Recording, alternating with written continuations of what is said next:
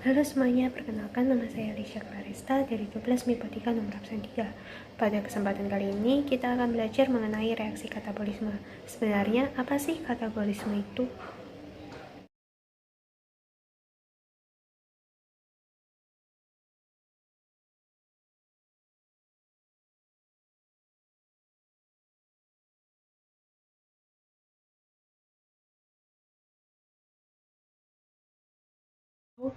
Katabolisme adalah proses penguraian atau pemecahan molekul kompleks menjadi molekul yang lebih kecil untuk menghasilkan energi dalam bentuk ATP.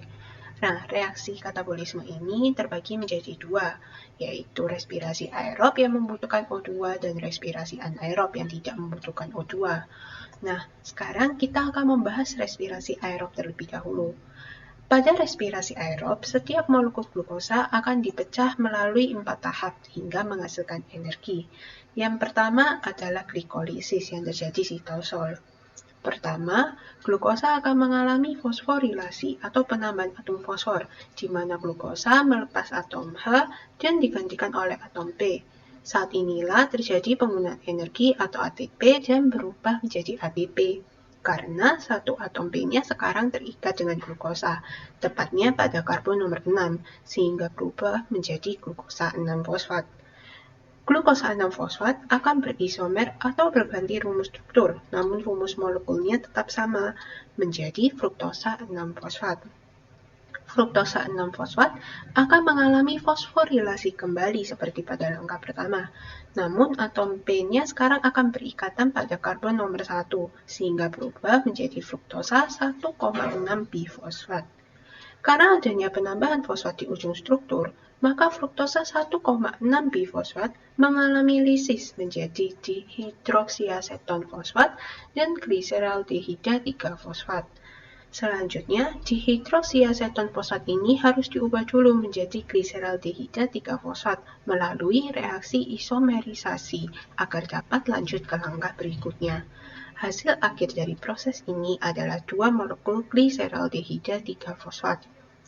Karena ada 2 molekul yang sama, maka untuk langkah-langkah selanjutnya kita hanya akan membahas proses-proses yang terjadi pada satu molekul saja. Bisa dilihat di sebelah kanan ya.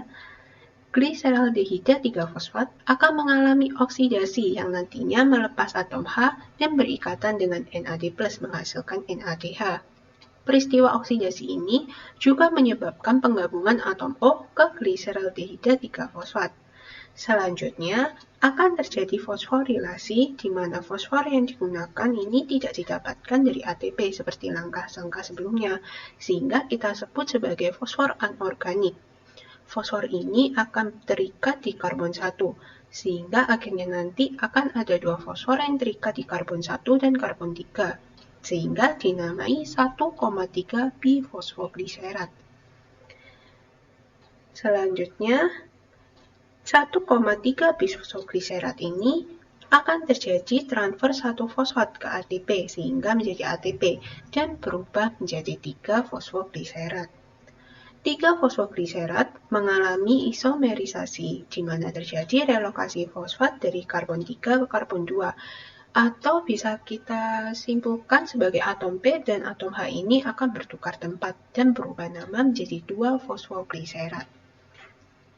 Nah, pada langkah terakhir ini terjadi transfer 1 fosfat ke ATP sehingga menjadi ATP di fosfoenolpirufat menjadi 1 asam pirufat di masing-masing molekul. Ingat tadi saya mengatakan hanya akan menjelaskan proses pada satu molekul gliseraldehida 3-fosfat saja, sehingga hasil akhirnya harus kita kalikan 2.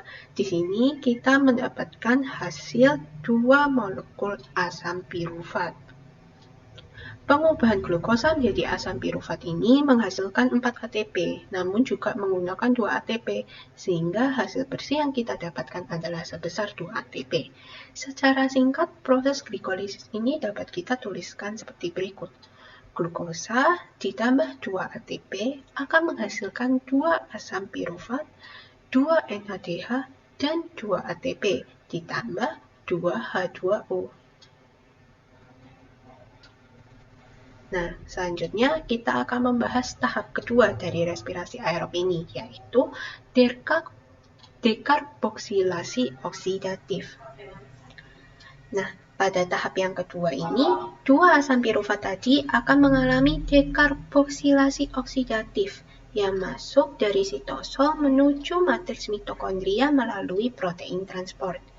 Asam pirufat tadi akan melepaskan gugus karboksilat dan diubah menjadi CO2.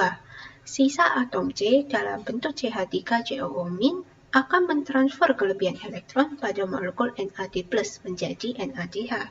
Sedangkan CH3COO- akan diubah menjadi asam asetat yang akan berikatan dengan koenzim A, membentuk asetil koenzim A. Sehingga secara singkat dapat kita tuliskan seperti ini. Dua asam pirufat bersama dengan dua koenzim A akan menghasilkan dua asetil koenzim A, dua NADH, dan dua CO2. Selanjutnya kita akan masuk pada tahap yang ketiga, atau siklus Krebs.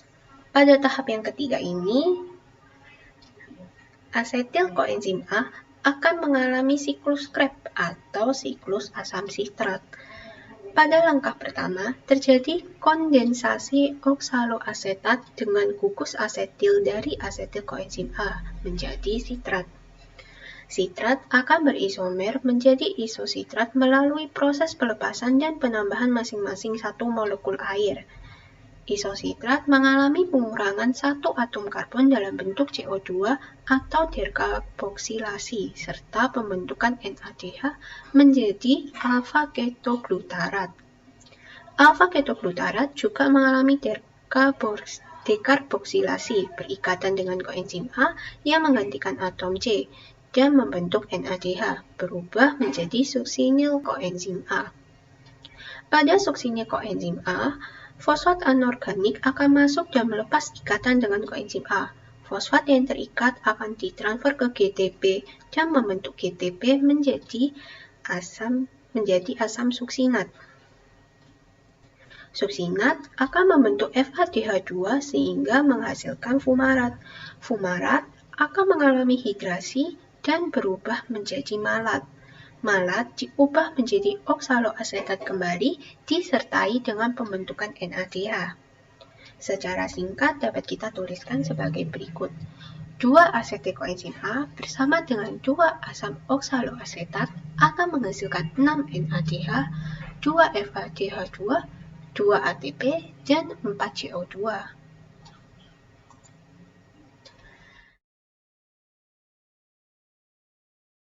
Selanjutnya kita sampai pada tahap akhir dari respirasi aerob, yaitu transport elektron. Tahap ini berlangsung di membran dalam mitokondria dan membentuk ATP paling banyak di antara tahapan lainnya. Pada tahap ini, FADH2 dan NADH masih belum bisa digunakan oleh tubuh, sehingga masih harus melewati proses pengubahan menjadi ATP. Yang pertama adalah proses pengubahan NADH. NADH akan teroksidasi menjadi NAD+ dan melepaskan elektron berenergi tinggi yang diterima oleh akseptor elektron di kompleks protein 1 untuk menuju koenzim Q. Saat elektron melewati kompleks protein 1 akan dikeluarkan satu atom hidrogen. Elektron dari koenzim Q dibawa melewati kompleks protein 3 ke sitokrom C. Saat melewati kompleks protein 3 akan dikeluarkan satu atom hidrogen lagi. Kemudian dari sitokrom C, elektron akan dibawa ke matriks mitokondria melalui kompleks protein 4. Saat elektron melewati kompleks protein 4, akan dikeluarkan satu atom hidrogen lagi. Setiap atom hidrogen yang terbentuk akan masuk dan mengubah ADP menjadi ATP. Kemudian, elektron akan bereaksi dengan ion hidrogen dan ditangkap oleh oksigen, menghasilkan H2O. Oksigen berperan sebagai aseptor terakhir. Jumlah ion hidrogen yang dikeluarkan berjumlah 3, sehingga akan membentuk 3 ATP untuk setiap perubahan satu molekul NADH. Yang kedua adalah proses pengubahan FADH2. FADH2 akan teroksidasi menjadi FAD+. Kemudian elektron akan memulai petualangannya yang hampir sama seperti NADH. Namun FADH2 ini dimulai dari kompleks protein 2, sehingga dihasilkan 2 ion hidrogen yang berasal dari kompleks protein 3 dan 4, sehingga akan membentuk 2 ATP untuk setiap perubahan satu molekul FADH2. Selanjutnya, kita akan menghitung jumlah ATP yang terbentuk pada respirasi aerob. Pada tahapan glikolisis dihasilkan 2 molekul NADH. Dekarboksilasi oksidatif menghasilkan 2 NADH dan siklus Krebs menghasilkan 6 NADH dan 2 FADH2. Jadi total NADH yang dihasilkan sebanyak 10 molekul dan FADH2 yang dihasilkan sebanyak 2 molekul. Nah, setiap satu NADH menghasilkan 3 ATP dan setiap satu FADH2 akan menghasilkan 2 ATP seperti pada langkah transfer elektron tadi. Sehingga energi yang dihasilkan adalah sebesar 30 ATP ditambah dengan 4 ATP, yaitu 34 ATP. 34 ATP ini akan kita jumlahkan dengan ATP lain yang telah terbentuk sebelumnya pada tahapan glikolisis, yaitu sebanyak 2 ATP dan siklus Krebs sebanyak 2 ATP. Sehingga total ATP yang dihasilkan pada respirasi aerob ini adalah sebesar 38 ATP.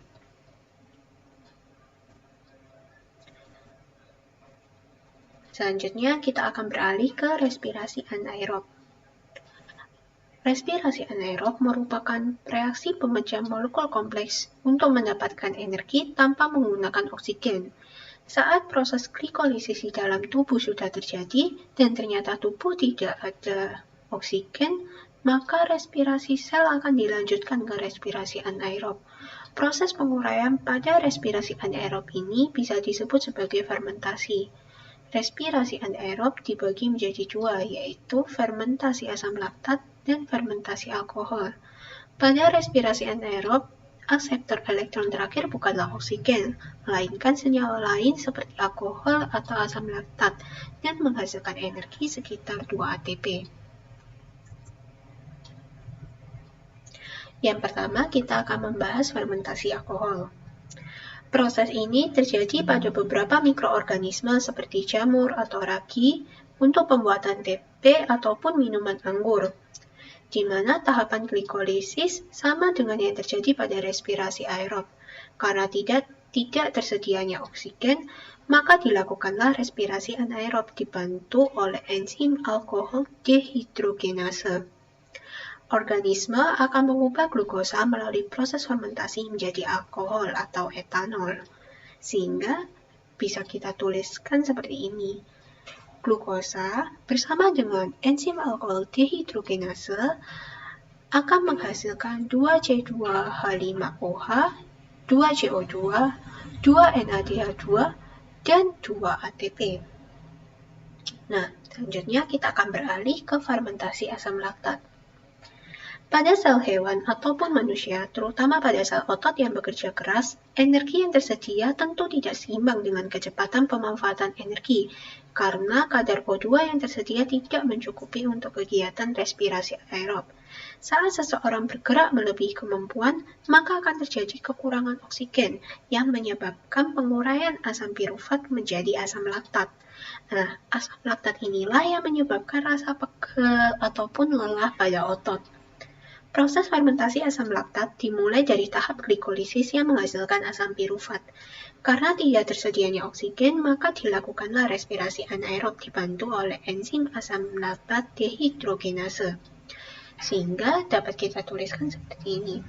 Glukosa bersama dengan enzim asam laktat dehidrogenase akan menghasilkan 2C2H5O, COOH, dan 2 ATP.